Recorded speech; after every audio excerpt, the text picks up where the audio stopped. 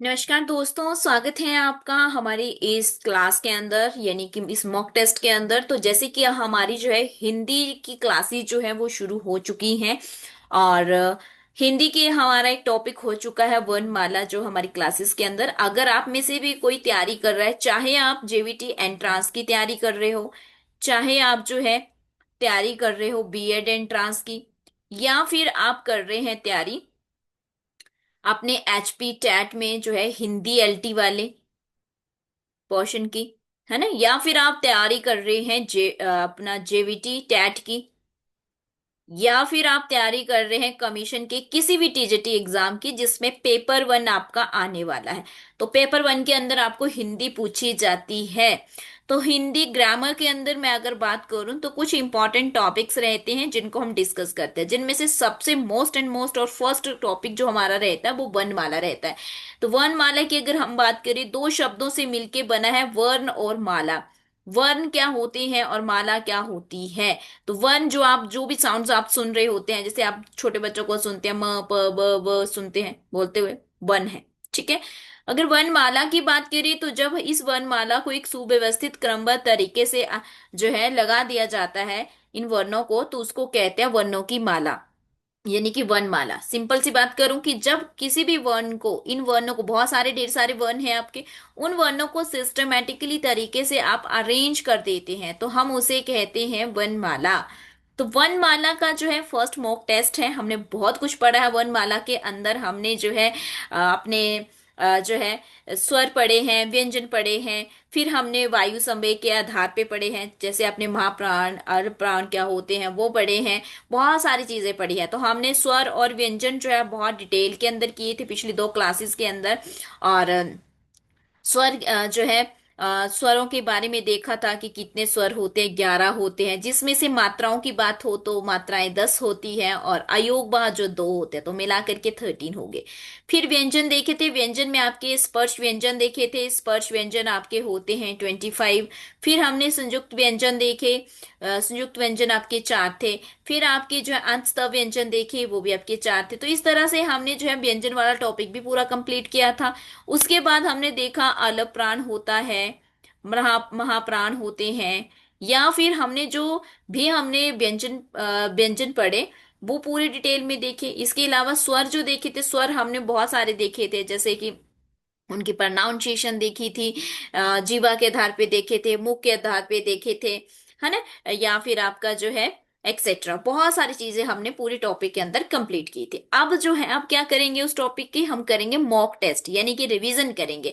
तो mock test और revision जो है वो बहुत इंपॉर्टेंट हमारे टॉपिक के लिए रहती है। चलिए, तो मेरे साथ आप जो है इस टॉपिक से रिलेटेड क्वेश्चंस देखेंगे। फर्स्ट क्वेश्चन है क्ष। क्ष वर्ण किन वर्णों के संयोग से बना है? निम्नलिखित विकल्पों में से सही विकल्प की पहचान कीजिए। तो जो पेपर के लिए इंपॉर्टेंट रहेंगे मैं वही सब चीजें यहाँ पे आपको करवाने वाली हूँ, और आपकी सेम तैयारी वैसे ही होगी जैसे पेपर में पूछे जाते हैं। चलिए तो देखते हैं। क्ष वर्ण की अगर मैं यहाँ पे बात करूं तो क्ष वर्ण जो है, आप सब जानते हैं कि हमने जो है वर्ण वाला टॉपिक अपना पूरा कंप्लीट किया है और उसमें सब वर्ण पढ़े हैं, स्वर पढ़े हैं, व्यंजन पढ़े हैं। तो यहाँ पे ऑप्शन है क जमा श, या फिर क जमा छ, या छ जमा ह, या च जमा प। तो देखो इनमें से जो है अगर हम बात करें, इनमें से जो है कोई भी नहीं है। तो इसका मतलब क्ष कैसे बनता है? क्ष की बात करें तो आपका क्ष जो है वो बनता है क के पैर में हलंत, क जमा श षटकोण वाला। इन दोनों को मिलाकर के आपका क्ष बनता है। तो इनमें से तो कोई भी नहीं है ऑप्शन में। ठीक है। तो यहाँ पे जो ऑप्शंस आपके, आपको याद होगा कि क्ष, त्र, ज्ञ, श्र जो होते हैं वो कैसे बनते हैं। तो क्ष आपने देख लिया, त्र भी बता देती हूँ। त्र बनता है आपका त जमा र से, बताया हुआ है क्लास के अंदर। ज्ञ बनता है आपका ज जमा अण से। और श्र, श्र आपका कैसे बनता है? तो श जमा र से। तो ये आप नोट करें, इन चारों को, वेरी वेरी इंपॉर्टेंट है। इनमें से कोई से भी पेपर पे पूछे जा सकते हैं। चलिए तो नेक्स्ट देखते हैं। नेक्स्ट क्वेश्चन हमारा, नेक्स्ट क्वेश्चन है ढ वर्ण किस वर्ग का है? दिए गए विकल्पों में सही विकल्प छांटिए। तो देखिए यहाँ पे क वर्ग है, तो आपको पता है क वर्ग में क्या आता है, क ख ग घ अण आता है। ठीक है, फिर है च वर्ग, तो च वर्ग में क्या आता है? च, छ, ज, झ और अण आता है। ठीक है, फिर है प वर्ग, प से पहले क्या आता है? ट आता है, तो ट, ठ, ड, ढ, अण। ठीक है, और प वर्ग में क्या होता है? प, फ, व, भ, म। ठीक है, तो अब देखिए ये वाला कहाँ पे आ रहा है? इसमें, मतलब ट वर्ग में आ रहा है। किस में आ रहा है? ट वर्ग में। तो ऑप्शन नंबर डी जो है वो आपका बिल्कुल सही आंसर हो जाएगा। चलिए नेक्स्ट देखते हैं। ये सब जो है आपके क्या थे? स्पर्श व्यंजन थे। स्पर्श व्यंजन, और इनकी साउंड जो है वो कहाँ कहाँ से आती है? कंठ से आ गई, मुद्रा से आ गई आपकी, ठीक है, तालु से आ गई, तो ट वाले की तालु से आ गई। इस तरह से जो है 5 जगह से आते हैं, और इन टोटल कितने होते हैं स्पर्श व्यंजन? 25 होते हैं। इसके बाद जो है क वर्ग, च वर्ग, ट वर्ग, प वर्ग और त वर्ग भी आएगा भी, है ना? त वर्ग फिर म वर्ग आता है, लेकिन यहाँ पे ऑप्शन नहीं था इसलिए मैंने त वर्ग नहीं लिखा। त, थ, द, ध, न तक आता है। चलिए नेक्स्ट देखते हैं। भाषा की सबसे छोटी इकाई की पहचान कीजिए, निम्नलिखित विकल्पों में से कीजिए। तो देखो मैंने जब टॉपिक स्टार्ट किया था सबसे पहले आपको भाषा ही बताया था कि कितने तरह की होती है। तो हमने 3 तरह की देखी थी, है ना? मौखिक, लिखित आपकी, और सांकेतिक। तो उसके बाद हमने इनकी छोटी इकाइयां देखी थी, इकाई मतलब यूनिट देखी थी। भाषा की क्या होती है, मौखिक की क्या होती है, पहले लिखित की होती है, भाषा की क्या होती है फिर। तो ध्वनि, शब्द, अनुच्छेद या वाक्य। तो भाषा की सबसे छोटी इकाई मैंने बताया था साउंड होती है, यानी कि ध्वनि होती है। ठीक है, और अगर हम बात करें, ध्वनि जो है इसको देखो तोड़ा नहीं जा सकता, इसका कोई खंड नहीं है। जिसका खंड ना हो उसे ध्वनि कहते हैं, मूल ध्वनि। जैसे अगर अ है, ई है, च, व, क, ख, कुछ भी बोलिए एक्सेट्रा जो होते हैं, ये क्या होते हैं? साउंड। जब छोटा बच्चा बर्थ लेता है तो उसके बाद वो क्या निकालता है? साउंड ही निकालता है। ठीक है, तो यही साउंड ध्वनि होती है। हम साउंड ही सुनता है और साउंड ही निकालता है। नेक्स्ट क्वेश्चन देखते हैं। ज्ञ वर्ण किन वर्णों के संयोग से बना है? निम्नलिखित विकल्पों में से सही विकल्प की पहचान कीजिए। अभी ऊपर बताया मैंने किससे बना है। तो ऑप्शन है ज और न, ऑप्शन है ज और य, ऑप्शन है ज और न, और ऑप्शन है ज और ण। तो देखो ज और अण जो है वो बिल्कुल सही है, लेकिन ज पूरा नहीं होगा। कौन सा होगा? हलंत वाला। कौन सा होगा? हलंत वाला। हलंत का मतलब होता है कि इसको जो है इसमें कोई ना कोई और जो है वर्णों की सहायता चाहिए होती है, या तो स्वर की या व्यंजन की, किसी ना किसी की सहायता आपको चाहिए होती है। तो ऑप्शन नंबर ए जो है वो सही है। तो मैंने पहले ही कहा था, ऊपर सबसे पहले क्वेश्चन में ये बात आपको बताई थी। नेक्स्ट देखते हैं। प किस तरह की ध्वनि है? नीचे दिए गए विकल्प को सही विकल्प चयन कीजिए। कंठे की, मूर्धन्य की, या फिर ओष्ठ की, या तालव्य। तो मैंने कहा क वर्ग, च वर्ग, ट वर्ग, त वर्ग और प वर्ग। कंठ, आपका जो है कंठ, तालु, इस तरह से आते हैं, 5 चीजें आती हैं। ठीक है, तो यहाँ पे देख लेते हैं कि कौन कौन सी ध्वनि कहाँ कहाँ से आती है। देखो क वाली आती है कंठ से, च वाली आती है तालु से, ट वाली आती है मूर्धन से, और त वाली आती है दंत से, और ओष्ठ से आती है प वाली। तो अब देखिए क्या बोला? प वाली। तो प वाली किससे आएगी? ओष्ठ से। आंसर हो जाएगा ऑप्शन नंबर सी, आपका बिल्कुल सही आंसर यहाँ पे हो जाएगा। तो ये ध्वनियां हैं, आपको पता नहीं चाहिए। क बरक की आती है, क, ख, ग, घ, गण, कंठ से। च, छ, छ, च, छ, ज, झ, न जो है वो तालव्य से। ट, ठ, ड, ढ, न मूर्धन से, मूर्धन्य, या फिर त, थ, ध, ध, न दंत से, और प, फ, ब, भ, म ओष्ठ से। चलिए, आपको याद होगा, वैसे मैंने करवा रखा है। चलिए नेक्स्ट देखते हैं। किसी स्वर की सहायता से उच्चारित होने वाले वर्ण क्या कहलाते हैं? निम्नलिखित विकल्पों में से उपयुक्त की पहचान कीजिए।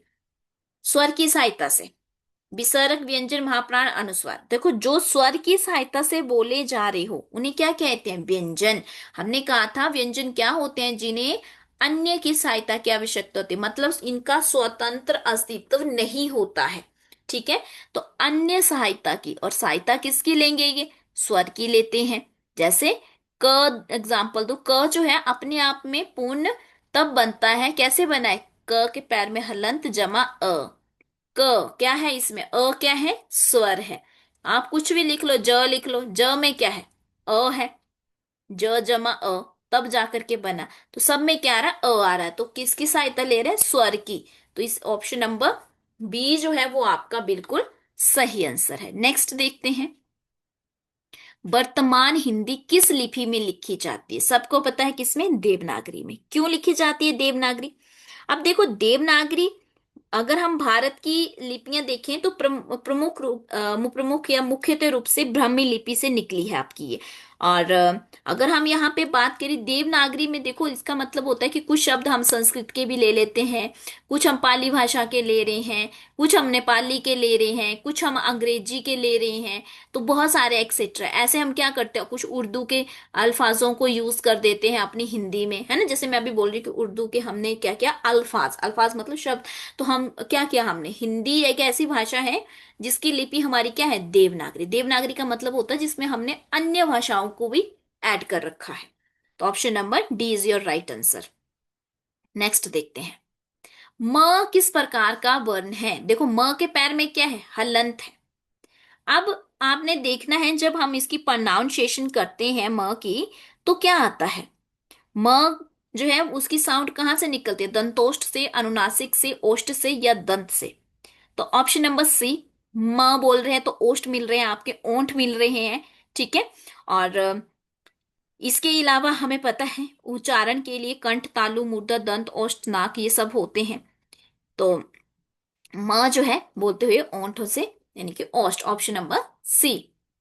नेक्स्ट देखते हैं, उच्चारण स्थान के आधार पर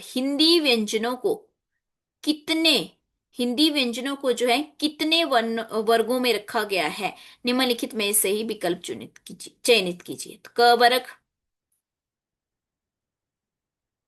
जो है, अच्छा क वर्ग तो अलग हो गया, लेकिन वर्गों में रखा गया, पूछा हिंदी व्यंजनों को वर्गों में। तो यहाँ पे जो है, अगर हम देखें, उच्चारण स्थान बोला गया है। ठीक है, क्या बोला गया, उच्चारण स्थान। तो उच्चारण स्थान का मतलब होता है जैसे कंठ, कंठ है आपका। ठीक है।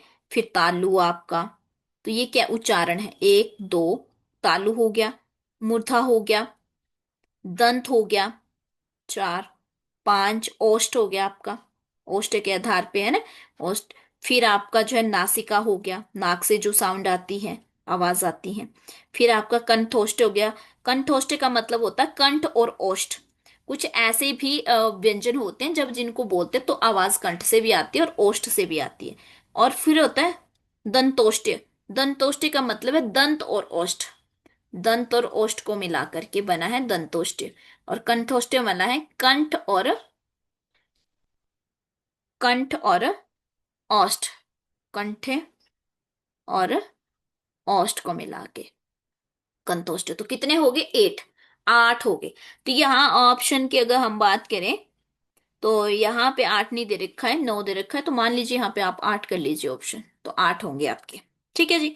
चलो जी, नेक्स्ट। ऑप्शन तो 8 दे रखे हैं, बट सही आंसर 9 होता है इसका। बट मेरे को तो अभी 8 ही याद आ रहे हैं। ठीक है, मैं इसको एक बार कंफर्म कर लूंगी, अगर आपको भी पता हो तो आप भी बताना। चलिए नेक्स्ट देखते हैं, क्वेश्चन नंबर 10 है आपका, निम्न में से संयुक्त व्यंजन कौन सा है। तो संयुक्त व्यंजन क्या होते हैं, जब कोई दो व्यंजन, जब कोई दो व्यंजन आपस में मिलकर व्यंजन बनाते हैं। सिंपल सी बात है, क्या करते हैं, इसमें दो व्यंजन जो है आपस में मिलके व्यंजन बना रहे हैं। तो ऐसे कौन से व्यंजन, मतलब व्यंजन और व्यंजन ही होने चाहिए, दोनों का मेल, तभी आपका व्यंजन मिलेगा। अब है ण, श, स और क्ष। तो देखिए यहाँ पे राइट आंसर आपका क्या हो जाएगा, यहाँ पे आपका सही आंसर क्या होगा, यहाँ पे ऑप्शन नंबर डी, क्ष। क्ष की अगर हम बात करें, दो या दो से अधिक असमान व्यंजनों के मिलने से। ठीक है, असमान मतलब होता है कि एक जैसे नहीं होने चाहिए, अलग अलग, लेकिन होने व्यंजन ही चाहिए। व्यंजन को संयुक्त व्यंजन कहते हैं। इसमें पहला व्यंजन जो है वो स्वर रहित, और दूसरा व्यंजन क्या होता है, स्वर सहित।